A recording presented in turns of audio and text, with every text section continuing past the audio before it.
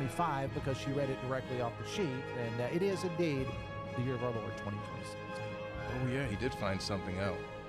Something, you're related to Thomas Jefferson? Well, I'm not related to Thomas Jefferson, but I am related to Samuel Kercheval, who was a historian. I'm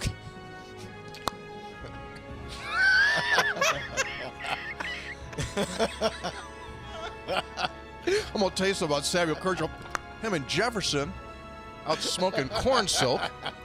Kercheval told him, Thomas, I don't know about this country.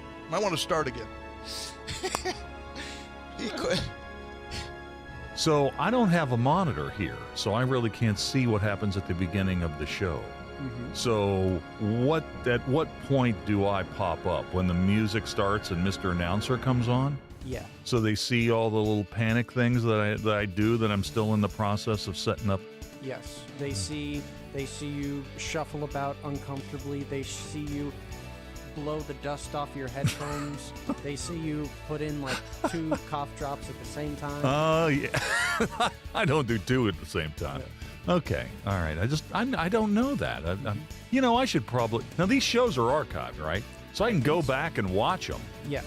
So I could like live this show in real time and then go home and, when I say something to Linda like, hey, did you hear when I did this? And I don't watch it. Well, let's get in front of the TV and watch me do it again for 3 straight hours. Yes, it's archived just like the audio podcast. Ah, that's right. And see, this is the thing that gets the NCAA in trouble, when it goes to court here. Is there a clock or not? Greg, we talk about the clock all the time. Mm-hmm. If he began in 2019, the clock should have run out, whether he's played the 4 years or not.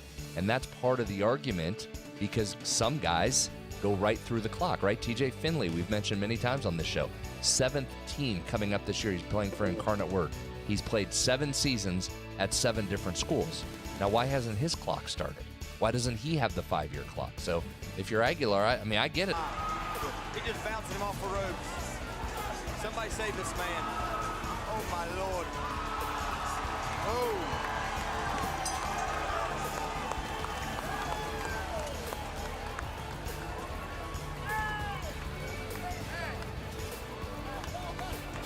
Very nice, very nice. He hit him with everything he didn't want.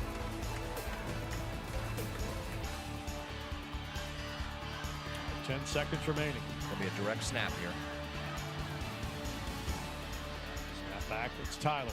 Tyler fakes the run. He throws. He's got an open man. Pass top 10. 5. End zone. It's a touchdown.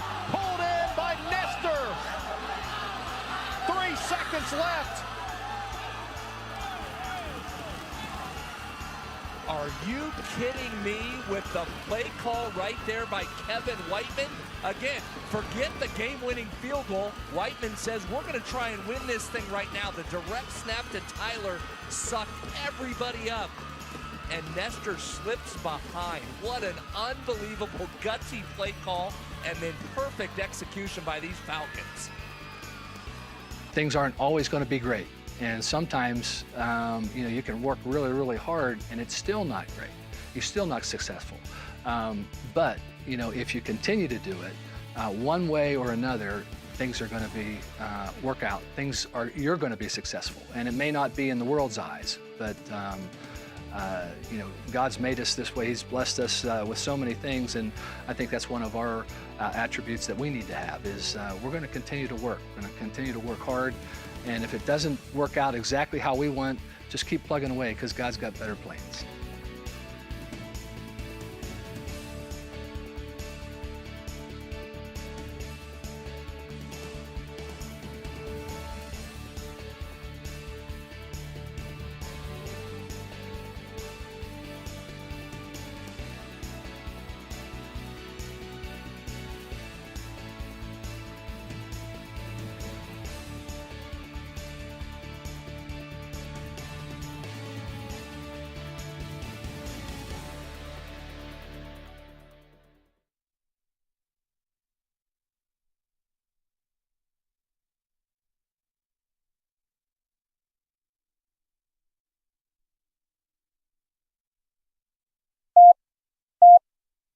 Five, 3. Red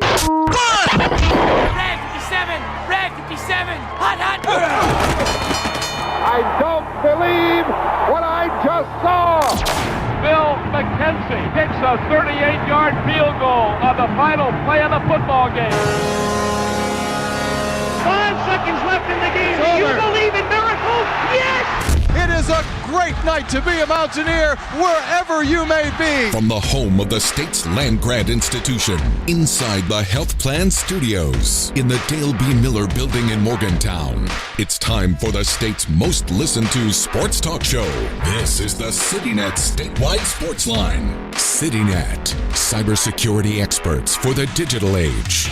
And now, across the state of West Virginia and beyond, Sportsline is on the air. Sportsline for Wednesday. Thanks for joining us. All of us are here. Kyle Wiggs, Greg Hunter, Brad Howe with us. 304-TALK-304. That's the text line. We've got news concerning a WVU football commitment, believe it or not. Late.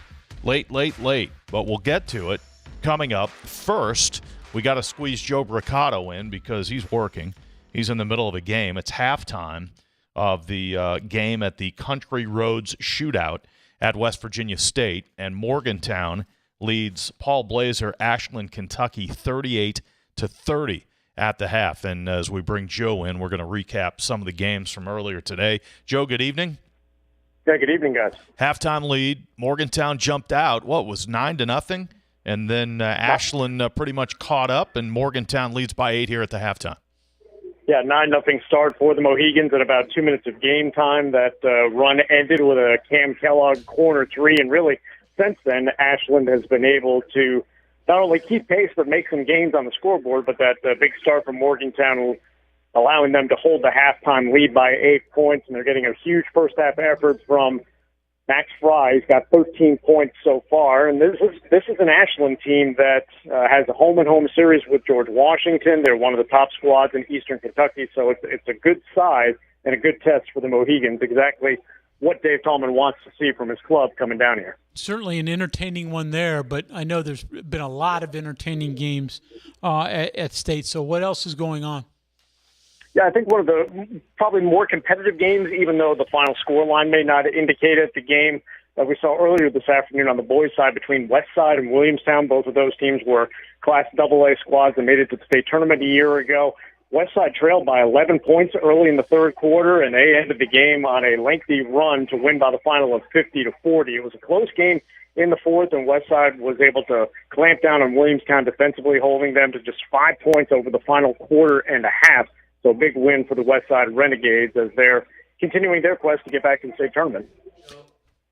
Joe, in the Boyd County-Martinsburg game, we got one of the best individual performances of the whole tournament. This one's going to be tough to beat. What did we see in that one? Yeah, no question about it. Jacob Spurlock, 41 points on 15 of 21 shooting from the floor, and he was 8 of 11 from three-point range, also had 9 rebounds in Boyd County's victory over Martinsburg by the final of 98-79, and that's a Boyd County team that came in with a 17-6 record, and they certainly looked the part as they were able to play tremendous on the offensive end of the floor. But a 41-point effort, that's setting the standard so far from what we've seen over the past 3 days here. Joe, we saw an upset really early, or was it an upset? Huntington St. Joseph's, who's not in the Metro News power rankings, top 10 in single A, although they will be. Huntington St. Joseph's takes out the number 1 ranked team in that poll, Parkersburg Catholic, 74-48. What did you think of Huntington St. Joe? Very impressive. And that's a team that got to the semifinal round at the Class A state tournament a year ago. And I think their record was maybe dictated by their schedule a little bit. They came in with just an 8-5 record, but against lots of very, very good teams that they lost to. And certainly the margin of this one was surprising, considering Parkersburg Catholic came in with a 14-1 record. But Grady Painter with 29 points for St. Joe's and Micah Eram adding 15 points. And that was a very, very impressive performance. I thought that was going to be one of the more competitive games of the day, but St. Joe's was able to secure that result pretty quickly, jumping out to a 25-5 lead after the first quarter of play. So those of us that vote in the poll need to kind of catch up there, because Huntington St. Joe's very early in the year played defending champ Tug Valley and only lost by 5. So when that poll's updated this week, it's going to reflect Huntington St. Joseph's and their big win over Parkersburg Catholic today. Yeah, no question about it. They'll certainly be on the climb, definitely. And one more thing here, you got to see the defending single A girls champ with Gilmer County, and they just continue to roll 69-25. You've got the Dobbins twins inside. You got Lena Freimeyer, who scored 18 points, and it looks like Gilmer County, it looks like single A is their domain again. Yeah, so they certainly looked the part, and that's the second time I've seen them in the last week, and a couple of dominating victories over Tulsa today and Parkersburg Catholic last week. You mentioned the Dobbins sisters. They get a combined 25 points and 17 rebounds from Ava Dobbins and Blair Dobbins, but their guards played very well in this one. You mentioned Lena Freimeyer with an 18-point performance, and I think Class A, in all likelihood, the all signs point to a rematch between Gilmer County and Tug Valley, and both of those teams have split against each other so far this year, with each winning on the other's home floor. So I think that could be the way we're headed when we get into March. All right, Joe, thanks for your time. Day 3 today, 9 more games coming up tomorrow, and we'll do it all again tomorrow. Sounds good. Thanks, guys. Joe Brocato there down at West Virginia State. Again, your finals from today: boys hoops, Huntington St. Joseph's beats Parkersburg Catholic 74-48. Gilmer County girls over Tulsa 69-25. The Ripley boys, one game we didn't talk about, but Ripley's a team that's going to be on the rise in Class AA. Ripley beat Shady Spring 45-33 today. They had a 12-0 run in the third quarter. Doddridge County girls over Roane County 60-35. West Side boys beat Williamstown 50-40. Boys hoops, we mentioned Boyd County over Martinsburg 98-79. Jacob Spurlock with 41 points. And at the half, Morgantown leads Ashland 38-30. Tonight, Logan against Doddridge County at 7. St. Albans against Herbert Hoover at 8:30. Greg, 69 teams playing 36 games in 4 days. Incredible. And we talked to the tournament director last week, and what an undertaking that is, and what a great opportunity for people in that area to go see some really good basketball. Guys, 41 in a high school game is filling it. Yes. Yeah. You don't have a lot of time to get that off. That is an impressive effort by Spurlock from Boyd. Yeah, 41 points, and they score 98 as a team and beat Martinsburg. All right, so again, the Country Roads Shootout at West Virginia State. Joe's posting highlight packages after each and every game there. You can go there. And High School Sportsline tonight, 7:06 until 9. We'll have heavy coverage of that event, including a recap of Tuesday's games. We'll talk about tonight's games as well. And a little bit later on, we'll run down the rest of the lineup for High School Sportsline. We've got a commitment to the WVU football team. Greg, a little bit late, right? Very late in terms of what we've become used to with the timetable. But West Virginia adds another junior college defensive back, according to his social media account. So I still haven't been able to determine if he's going to try to get in school now. Again, used to be it's way past, but in today's world with online classes and everything else, we've seen others get into school this late and obviously then be able to go through spring practice. So I wouldn't discount him completely for this year, but this spring. But let's see, Timothy Robertson, 6 foot, 185-pound defensive back, originally from Georgia, has spent the last 2 seasons at Iowa Western Community College. This past year, he had 6 interceptions, claims a 4.40 speed, started his college career at Troy, ended up at Iowa Western, like I said, for the last 2 years, the best junior college program in the country. They've won 3 of the last 4 junior college national championships, including the last 2. And he was a big part of that. Honorable mention All-American, and comes from a really good program. Had at one point looked like he was going to South Florida, then switched to Liberty, and ultimately now headed to West Virginia again, according to him. So another defensive back pickup for West Virginia. We'll see if he gets here and is able to go through spring practice, or if he has to wait and arrive in May. That's nice. Another pickup from the Iowa Western Mountaineers, especially on the defensive side. I think that's 5. And, Kyle, when we were in doing one of the bowl games this year, they were on playing for the national championship. Yeah. And we commented, I wouldn't be bummed out if they took the whole defense. There was guys making plays all over the field. All literally. over the place. I was really impressed, Greg. It was some good football, and Rich is and Zach Alley have kind of agreed with this. They've taken nearly every one of their starters off that defense. So welcome to Roberson, another one coming in here. 7 picks, they said, with a pick 6, and he claims 4.4 in his bio. So we'll see. Exactly. As a team, 77 sacks on the season. Yeah, and a couple of those guys are coming this way, and they did. They got after the quarterback. They were fun to watch.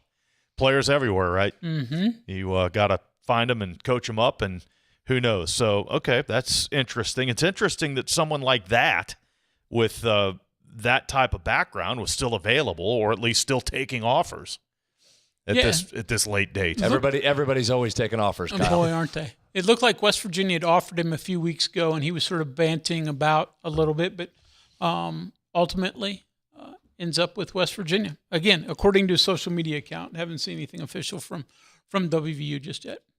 304 Talk 304, that's the text line. We are going to talk a little bit more football later on, as we hadn't spoken of the Mountaineer football team because there really wasn't a lot of news, but we're going to kind of go through the depth chart a little bit later on in the program. We'll take our first break here, check the text line. There's a women's basketball game in town. We're going to talk about that with Greg Carey when we return, and then more football talk a little bit later on. 304 Talk 304, Mountaineer women hosting UCF at the Coliseum, and we'll preview that one with Greg Carey of WVMetroNews.com when we return on the Sportsline. This Valentine's Day, fall in love with your internet again. CityNet Gig Fiber delivers fast, reliable speeds with no contracts, no data caps, and local West Virginia support. And right now, new customers can get 50% off any internet plan for 1 full year, with plans starting at just $25 a month. Check availability at your address. Visit citynet.net today. CityNet, love at first speed. Winter in West Virginia can bring snow, ice, and everything in between. But while the weather changes, your internet shouldn't. CityNet Gig Fiber is 100% West Virginia owned and built for reliability, delivering fast, symmetrical speeds that outperform satellite and cable, especially in tough weather. And right now, new residential customers can get 50% off any internet plan for 1 full year, with plans starting as low as $25 a month and speeds up to 10 gig. Check availability at your address. Visit citynet.net today. Hi, I'm Chris Lawrence. Make plans to join me at the Mountain States premier fishing, hunting, and outdoor sports show presented by Can-Am, Saturday and Sunday, March 7th and 8th at Milan Park in Morgantown. Over 200 vendor booths and 100,000 square feet of everything outdoors, all under one roof. Great prizes, seminars, and kids fish for free in the Academy Sports Trout Pond. It's the 24th annual West Virginia Fishing, Hunting, and Outdoor Sports Show, March 7th and 8th at Milan Park in Morgantown. A WBRC media event. The Mountain State Assessment of Trends in Community Health, or MATCH, is a survey sent to 88,000 West Virginian home addresses where the information you provide can support policymakers to direct resources to help your community. If selected, you will receive the survey information and invitation in the mail. You can complete the survey online, by mail, or by phone, and you will be compensated for your time. Visit wvmatchsurvey.org for more information. Helping your community is a touchdown for West Virginia. We are there for you, to care for you at the health plan. We are here for you. At the Health Plan, we are here for you, and we have been one of the most trusted carriers for over 40 years. Headquartered right here in West Virginia, providing exceptional health coverage and local customer service. The Health Plan, we are here for you.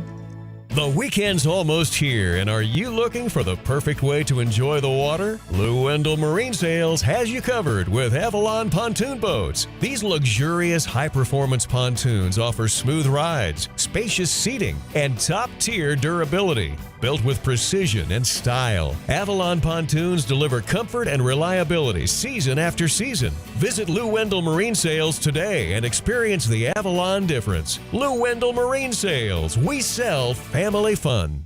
Live from the Health Plan Studios, the CityNet statewide sports line returns in 2 minutes on Metro News, the voice of West Virginia.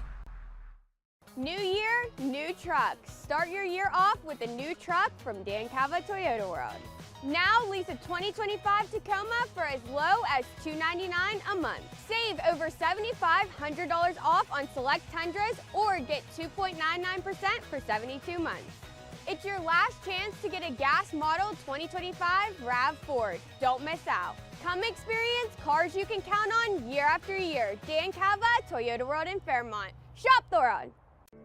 You know CityNet is West Virginia's leading technology company. Whether we're managing IT infrastructures, protecting the critical data and networks of our region's businesses, or providing fiber broadband, TV, and phone services, we are your go-to experts. We're also a strong partner in the communities in which we serve. CityNet, your trusted technology partner. Learn more about us, visit citynet.net. You want to know what West Virginia is talking about? It's good to be back in Morgantown today. Now it's different. I think it's mostly just business. What I voted for and what I think makes the most sense. Well, Dave, this has been a bit of a controversy. I want to thank the caller last week that said I sounded like Hoppy Kercheval. That was flattering. Join Dave Wilson and TJ Meadows Monday through Friday for Talk Line on Metro News Television.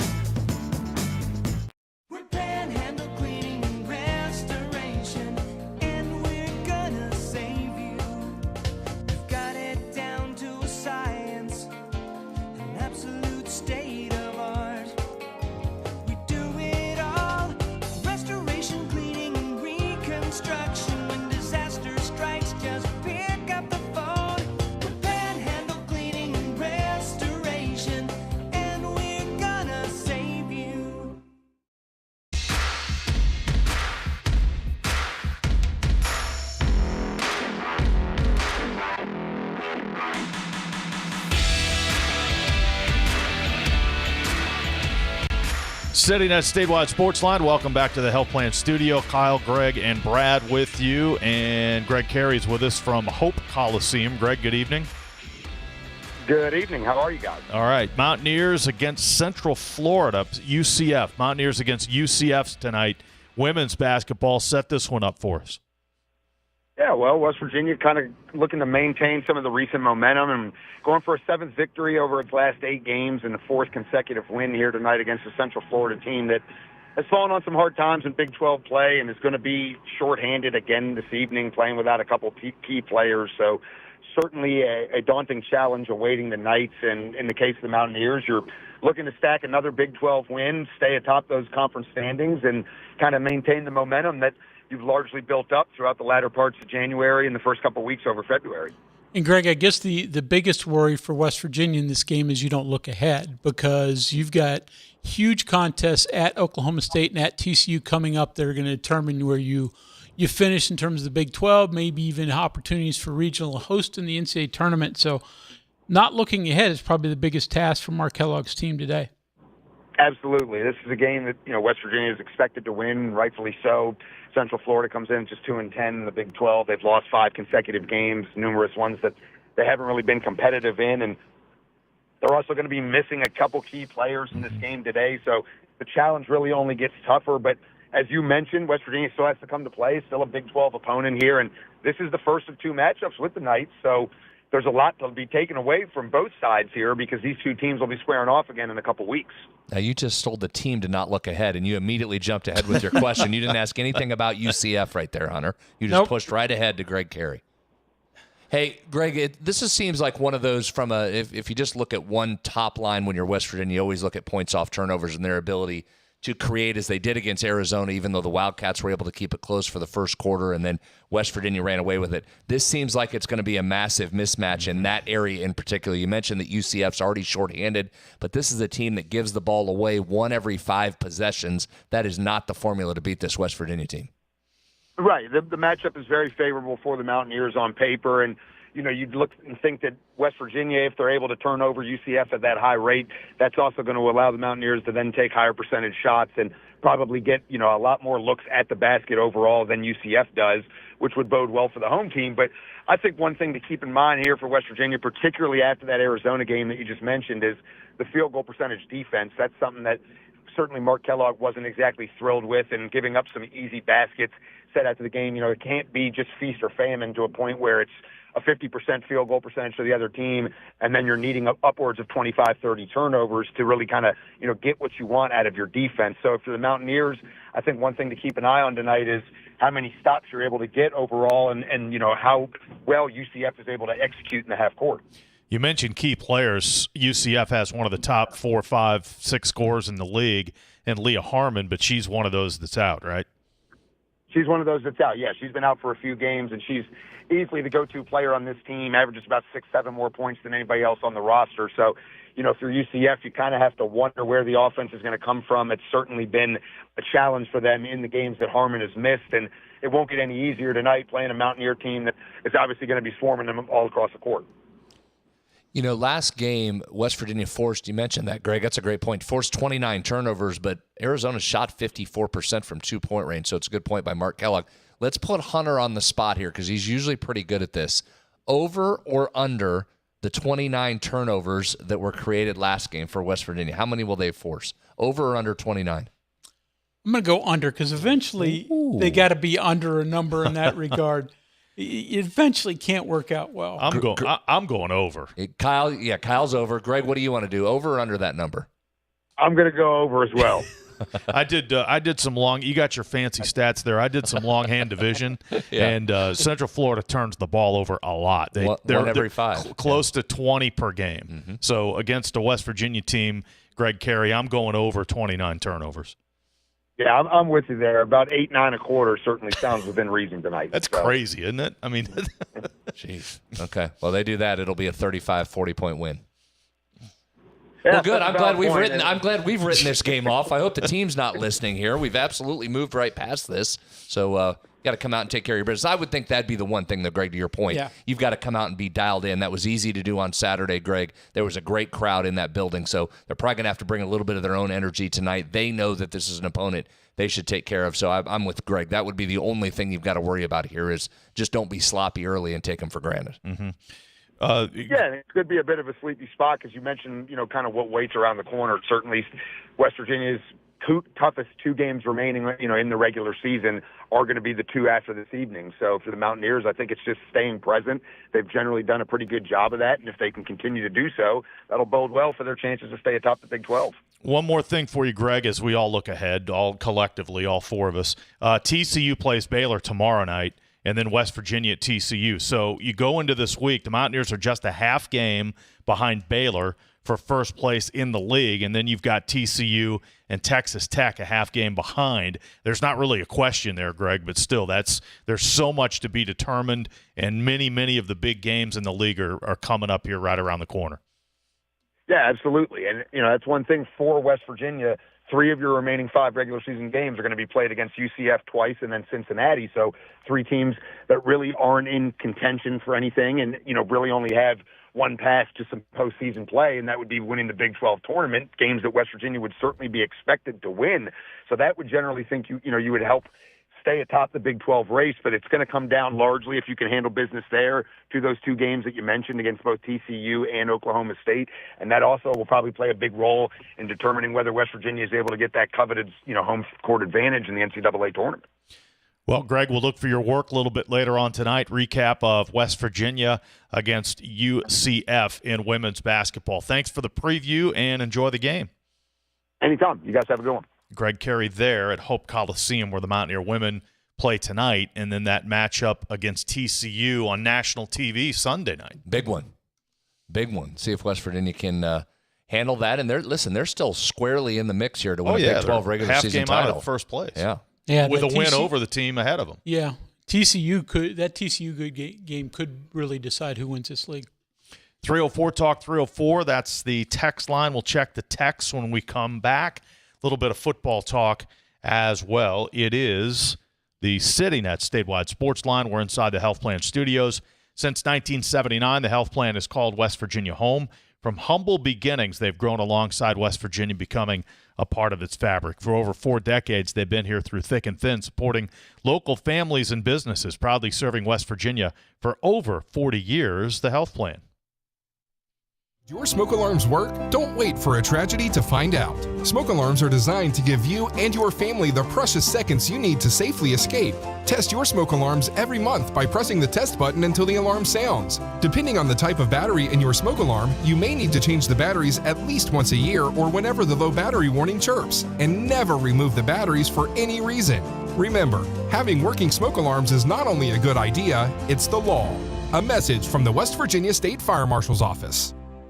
The Mountain State Assessment of Trends in Community Health, or MATCH, is a survey sent to 88,000 West Virginian home addresses where the information you provide can support policymakers to direct resources to help your community. If selected, you will receive the survey information and invitation in the mail. You can complete the survey online, by mail, or by phone, and you will be compensated for your time.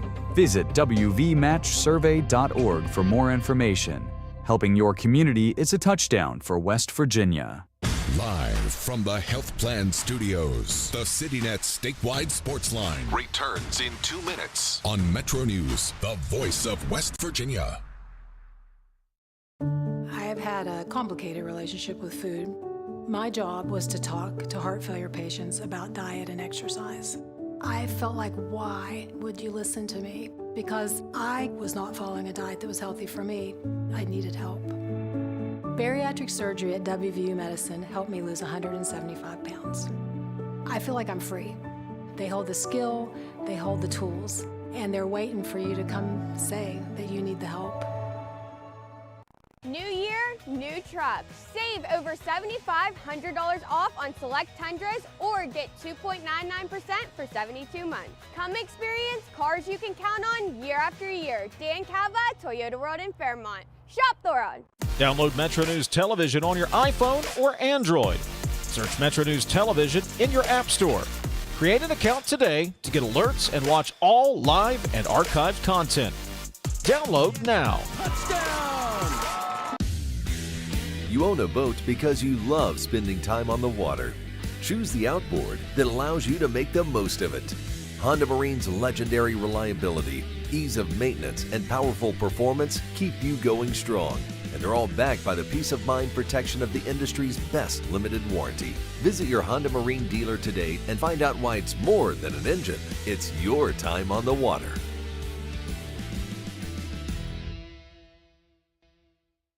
Steig Wealth Enhancement Group is now Wealth Enhancement. We believe retirement starts with a plan. Saving for college starts with a plan. Your legacy starts with a plan. Do you have the right plan? Call our team at 304-443-4240 or email steig-info@wealthenhancement.com.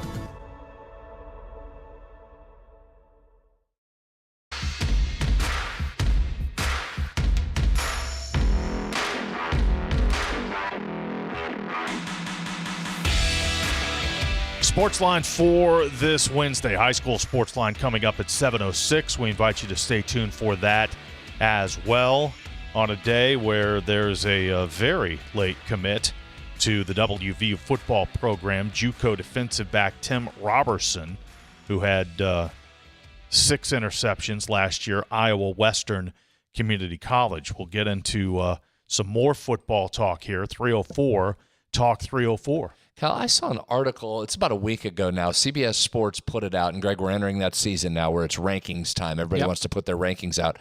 CBS Sports put their Big 12 power rankings out about a week ago. I thought we'd go through this here real quick because I have to say it surprised me a little bit given the turnover in this league where they had West Virginia positioned. 15th out of 16 teams. 15th in this league. Texas Tech 1, BYU 2. Houston 3. Talk about a team that's made a jump, which we figured under Willie Fritz, but that's a huge jump from where they were under Dana in just a couple of years. Arizona, who was trying to run its coach out of town in year 1, 4th in the power rankings coming off that really good season they had last season. Arizona State hanging at 5. Utah, a little bit of a surprise at 6 there for the Utes that are going with an unproven head coach and some roster turnover. TCU 7. Oklahoma State 8th. Talk about a team that's rebuilding. And here's the line that got me.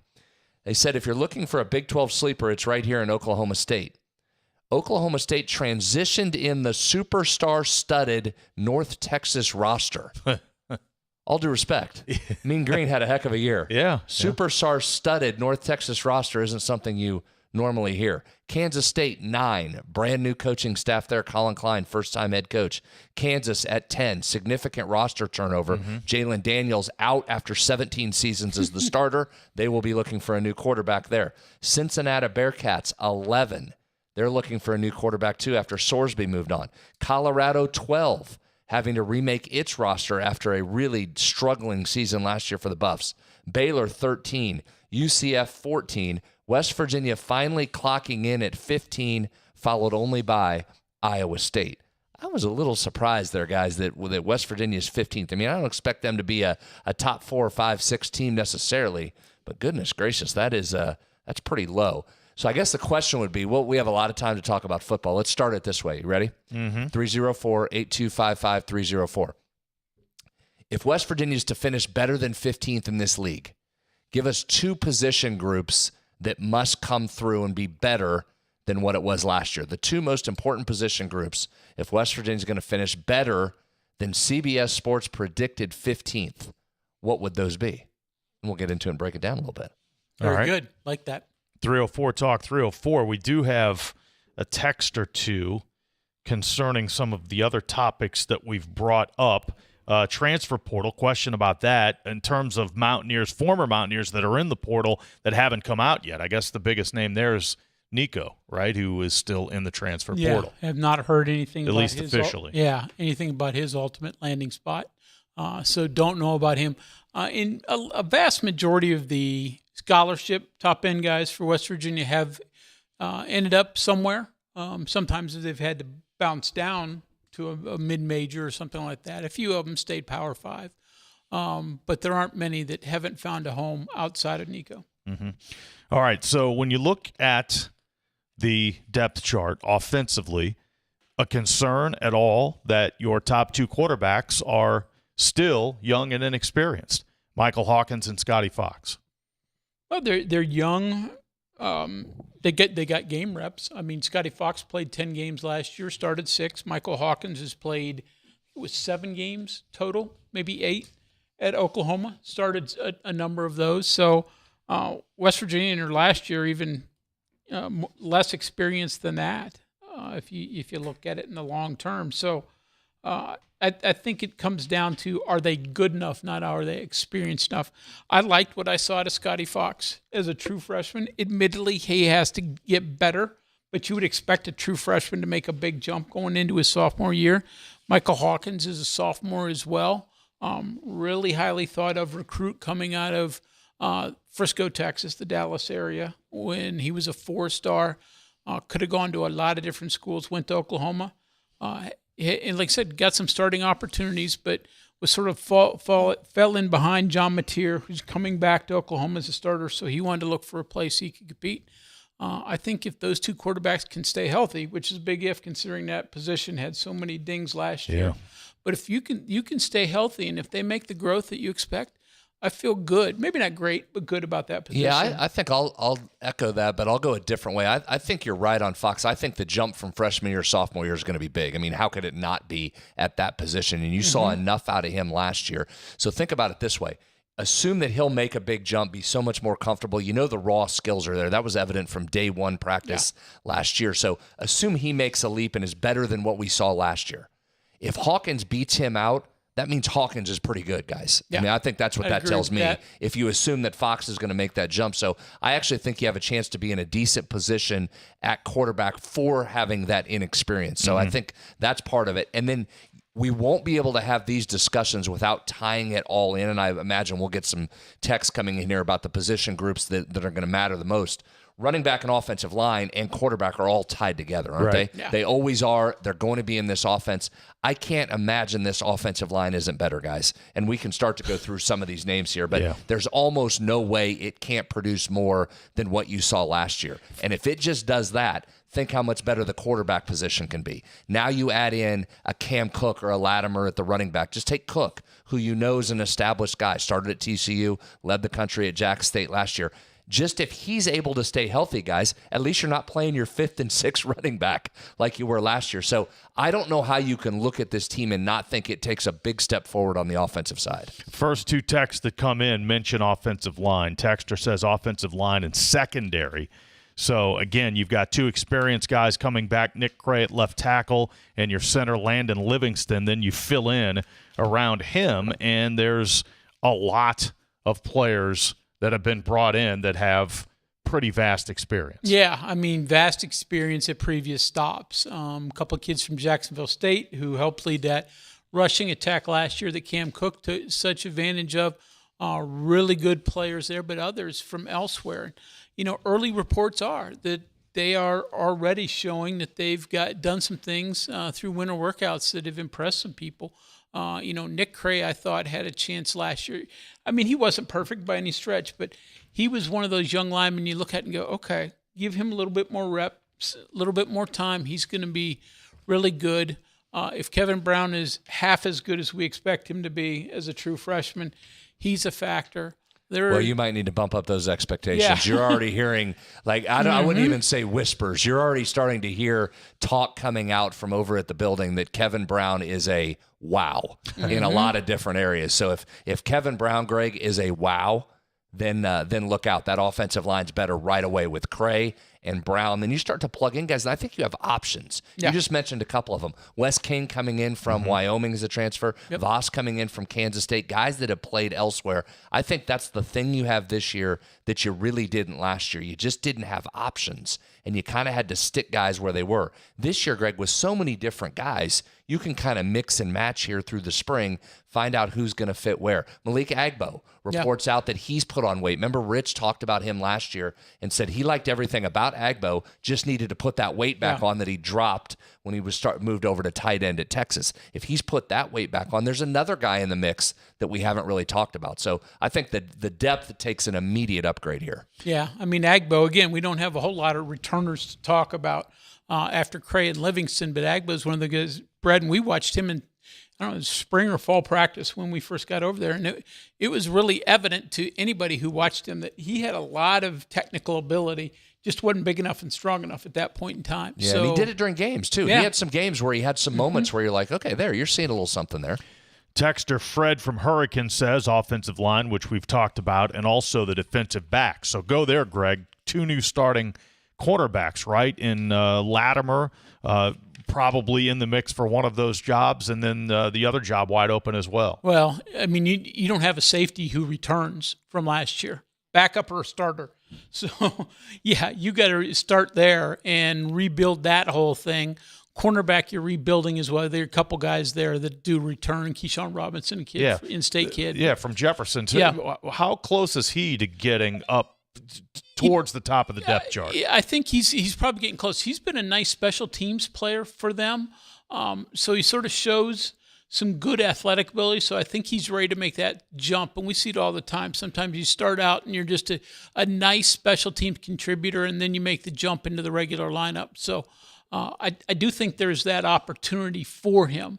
I wouldn't say it's a lock. They've obviously brought in a ton of guys back there looking to find, some sort of mix that is better than last year. It wasn't a great unit last year, had struggles. Some of it was because their pass rush wasn't good enough. But, like you said, with the running back, the quarterback, and the offensive line, all those things defensively also mixed together. But I would admit that's an area of concern, something that's you're going to have to watch a great deal of this year. I don't know. We'll see this spring, but Robinson's one of those guys that will definitely get some looks. And the freshman Matt Sieg is a guy who's in the mix at safety right off the bat. Yeah, I think he plays right away for a couple reasons. One, you don't bring a player of that caliber in to sit anymore. And two, Greg, as you just mentioned, you talk about the side of the ball that's wide open. Yeah. There's a lot of jobs to earn right there. And the National High School Player of the Year is certainly going to get a chance to get on the field and play. And, again, early whispers out of him, just really like the athletic ability, and that's a guy you're plugging in right away. Yeah, not the where's is probably the better question. I mean, I really expect he's going to play offense some. Oh, I think he's going to. Yeah. I think he's going to play multiple positions on the offensive side. 304 Talk 304 texter says, these people predicting what the football team will do, I'm tired of the idiots. Plenty of billboard material. Looking forward to the running backs. They look impressive on paper. There we go. Good work. The proper outrage for being picked 15th there. That did surprise me, though, a little bit, guys. I mean, Oklahoma State, 8?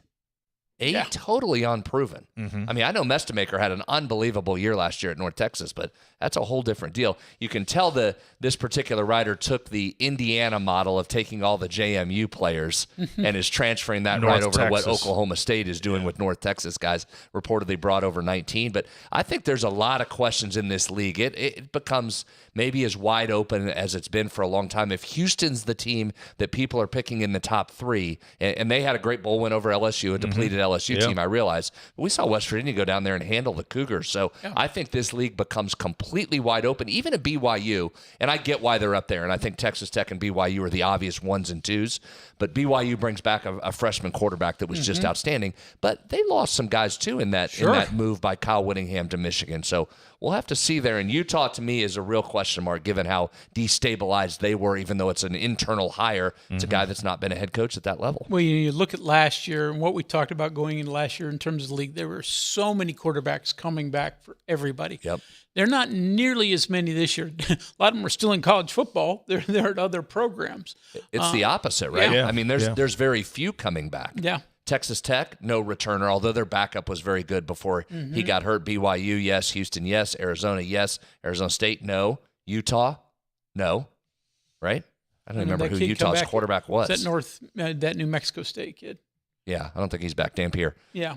Josh Hoover at TCU, no. Oklahoma State bringing in Mestemeyer from North Texas. Kansas State, Avery Johnson returns. That's an interesting one. Now, lots of questions with Colin Klein, how he's going to do as a first-time head coach. Avery Johnson was one of those guys that really had a subpar season last year relative to expectations. You wonder if he bounces back. Kansas, new quarterback. Cincinnati, new quarterback. Colorado's young guy showed some things here at West Virginia. Him. Yeah, if he's team, the guy, though, that's a question. If he wins the job, Juju Lewis, right? He could be a dude. Baylor, UCF, West Virginia, Iowa State. Talk about a team that's in total rebuild mode. So interesting league next year. Texter says, as Coach Hunter would tell you, it's the lines. Offensive line, defensive line has to be better. Fox played well when he wasn't under constant duress. So true. The duress was there. You know, having dealt with those offensive linemen that are, for the most part, gone from last year, they tried, but, you know, there was just a talent gap there that wasn't acceptable to be a winning football team. Another vote for the lines. The lines, offensive and defense, everything starts there. It sure helps when the linebackers and defensive backs are better when the quarterback's getting pressure, the opposing quarterback. But, offensive and defensive line. And Greg, I know we would say that regardless of who the coach is, the offensive line, but I think when it's Rich, it's even more valuable. Yeah. For example, if this was Dana Holgorsen-led team, you'd want a better offensive line, but you saw West Virginia work around that with super elite skill. I think if you're Rich and you put a good line out there, this team gets a lot better really fast if that line comes through. Yeah, with the scheme that they're trying to do? Yeah. Absolutely true. And we saw that when, in his past regime at West Virginia, when he had their best offensive lines, that's by far his best teams. But you know what? He had some subpar offensive lines before they got things going, and they were fair to middling. So Texter says 15th place preseason is right where we want to be. We always finish better than predicted. I agree. I think it's great. Pick him down there. I hope when the official poll comes out, when all of Hunter's colleagues there vote on it. There's no official poll anymore. Well, that was last year. They bring it back, or is it gone forever I've not now? heard anything about it coming back. I think it's gone. That wasn't necessarily announced in perpetuity. I bet it comes back at some point, Greg. Zop from Elkin says, number 1, offensive line must improve. Number 2, defensive secondary must improve. And compliments us on the show. Thank you for the evening entertainment. Well, you're welcome. Thank you for listening or watching, however you consume it. Let me throw another one out there. It's not going to get a lot. But a big question I have is wide receiver. Because, Jaden Bray comes back after a very short season last year. After that, there's no real returning experience. And they brought in some transfers that look okay on paper, but there aren't a lot of those guys that have played a ton of football either. Some of them were really highly thought of recruits, but that's an area, again, it's not as important as the offensive line in the power run scheme that Rich utilizes, but you need some playmakers out there. And I don't know if they have them. I'm not going to say they don't, but that's just something that you can't look right now and say, Ooh, that's a position of strength. Well, I mean, I don't know. He added 100 linemen and 4 million tight ends that are all huge. This might be Service Academy-esque. I don't know if they're throwing the football, Greg. Maybe you're right. Might just run it the whole time. We're big in Elkins tonight. Greg in Elkins says cornerback and wideout. Those are the two positions he sees that needs to improve the most for the Mountaineers.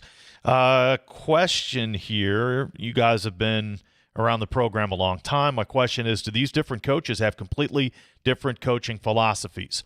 Not necessarily a big fan of Dana, but he always developed good quarterbacks and good wideouts.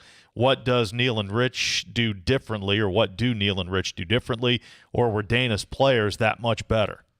Well, I'll give Dana a lot of credit. He got good skill players at the end. Yeah, He inherited elite at the beginning. Yep. And at the end, when you're talking about Jennings and Sills and Greer, that was elite, and he put it with a good scheme. I mean, Dana's offensive scheme was good. It was easy to execute and hard to stop. It was very good, and the skill that he had there, beginning and end, was outstanding. And I think Neil wanted to be balanced and tried to be. Unfortunately, I don't think they ever got to the quarterback that they could have gotten them over the top.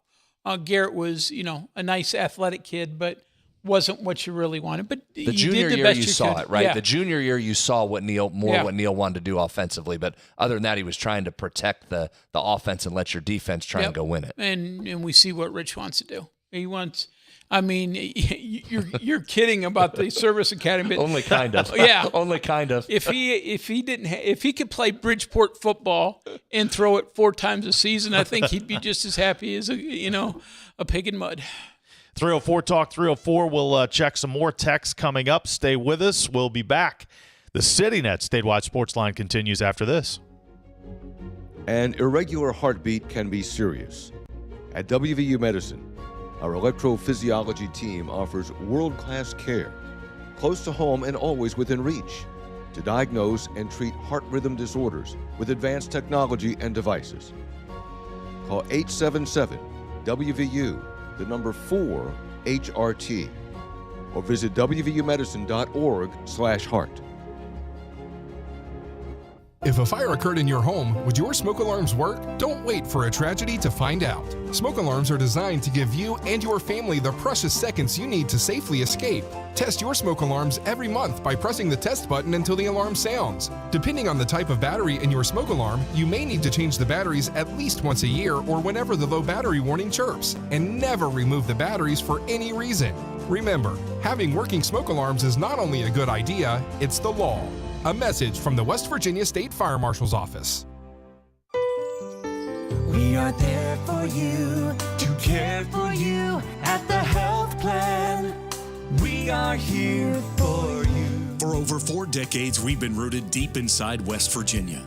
Through thick and thin, supporting local families and businesses. Proudly serving your neighborhood since 1979. Your trusted partner in the community. The health plan. We are here for you. Live from the Health Plan Studios, the CityNet statewide sports line returns in 2 minutes on Metro News, the voice of West Virginia. With Metro News Hotline. If it's trending, it's probably here. So it's Rodman degrees out there today. Oh, that sounds really uncomfortable. I know it does. I know it does. Is that legal? Is that past FCC? I don't know if you're allowed to say anything's Rodman something. That's Rodman degrees. That's like saying it's awful Diddy out there. I don't know if we can do that. Yeah. Join Dave Weekly and Coop weekdays for Hotline on Metro News Television. Had a complicated relationship with food. My job was to talk to heart failure patients about diet and exercise. I felt like, why would you listen to me? Because I was not following a diet that was healthy for me. I needed help. Bariatric surgery at WVU Medicine helped me lose 175 pounds. I feel like I'm free. They hold the skill, they hold the tools, and they're waiting for you to come say that you need the help. Leading the efforts to build a stronger West Virginia, the High Technology Foundation has a proven plan to strengthen and diversify our state's economy. The I-79 Technology Park's high-capacity infrastructure continues to attract advanced federal operations that are driving economic growth. This keeps our young, educated residents in the state and brings West Virginians home. The High Technology Foundation, building a stronger West Virginia. Learn more today at WVHTF.org. We are there for you, to care for you at the health plan. We are here for you. The Health Plan proudly supports our active and healthy communities and has been your most trusted carrier for over 40 years. Log on to healthplan.org for more information. We are there for you, to care for you at the health plan. We are here for you.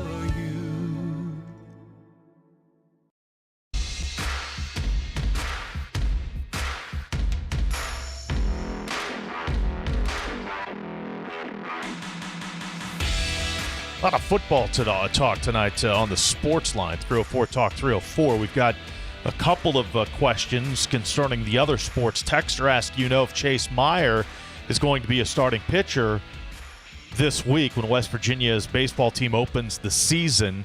Well, Chase Meyer's got a hand or a finger injury. Finger, yeah. So it's going to keep him. Yeah, it's going to keep him out of the starting rotation, at least in the short term.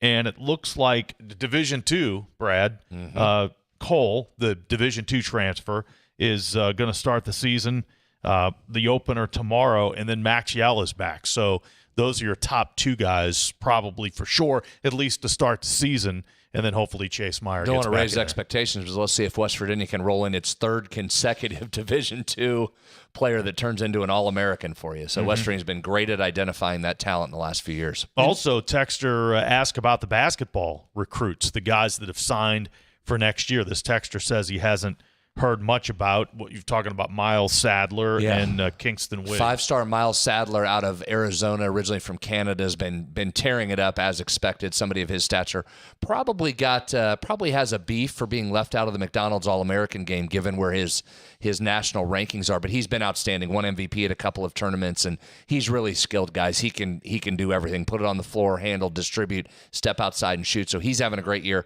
And then Kingston Witt's the other guard that West Virginia has signed originally out of Atlanta, is playing high school ball in North Carolina. He's really, to use the term, he's blowing up. That's a guy that West Virginia did a great job of identifying early and getting him locked in there, because I think he would have some really big-time offers if he were still on the open market. So those two doing extremely well, and same with Alou Diem, the other player, the 6'10 center out of Arizona as well, having a great year, and they're excited to get him in here. And an athlete that can move, provide you a shot blocker, and a guy that can move around the perimeter, face up when he gets the ball down inside the lane on the offensive side. So far, just 3 out of high school, but 3 really, really strong recruits. Listener says, seems to me perhaps these quote-unquote experts are ranking the football team so early they may be basing their picks on who has the most NIL money or cash available. Yeah, you talk about a hard job, Greg. It's hard enough in the old days to predict who was going to be good, but you basically went by returning starters, and that kind of crafted where you were going to go. Best of luck now trying to figure that out. Yep, with teams being rebuilt. Stay tuned for High School Sportsline coming up. Among the guests, we're scheduled to be joined by Sophie Hutchinson of Spring Valley High School, who's a candidate for Girls Player of the Year. And, of course, Spring Valley won the Big School State Championship last year. They're down to AAA this year. And don't forget to check out the Tudor's Biscuit World High School Basketball Power Rankings at WVMetroNews.com. All right, Brad, we'll see you. Have a safe trip, good trip this weekend. Thank you. Hopefully we come back with a win. Yep. Greg and I will be back tomorrow night for the Sportsline. Thanks for listening and watching. Join us again tomorrow night. From the Health Plan Studios, the CityNet statewide Sportsline is an exclusive production of the Metro News Radio Network. All rights reserved.